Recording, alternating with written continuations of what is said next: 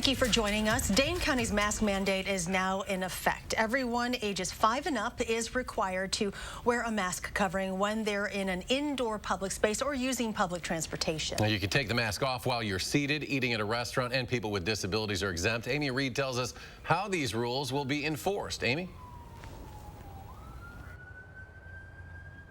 The health department is first leaning on education before they give out citations, but if they need to, they could give you a fine.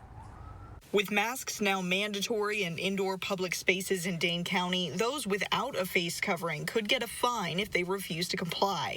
Marcy Paulson, an assistant attorney with the Madison City Attorney's Office, said the city and county don't think it'll come to that. Since public health, our local department has taken control of the orders, compliance has not been an issue in general. Paulson said the city has given out fewer than 15 citations since this year's public health orders began. She said usually asking and telling people why they have to follow the order is enough. We've received, hundreds of complaints, and when we follow up with businesses, generally we get compliance and everyone complies. I mean, it doesn't even, because the first complaint goes to the public health office, and rarely does it even come to our office. If that doesn't work when it comes to masks, the public health department has the authority to give you a citation.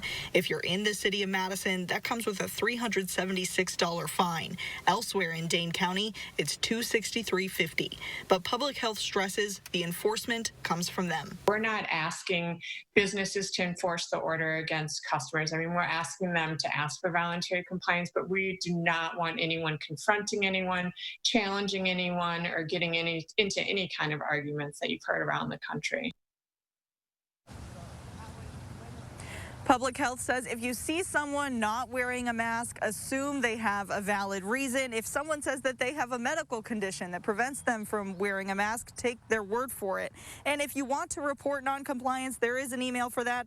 It's compliance@publichealthmdc.com. Amy Reed reporting live tonight. Amy, thank you.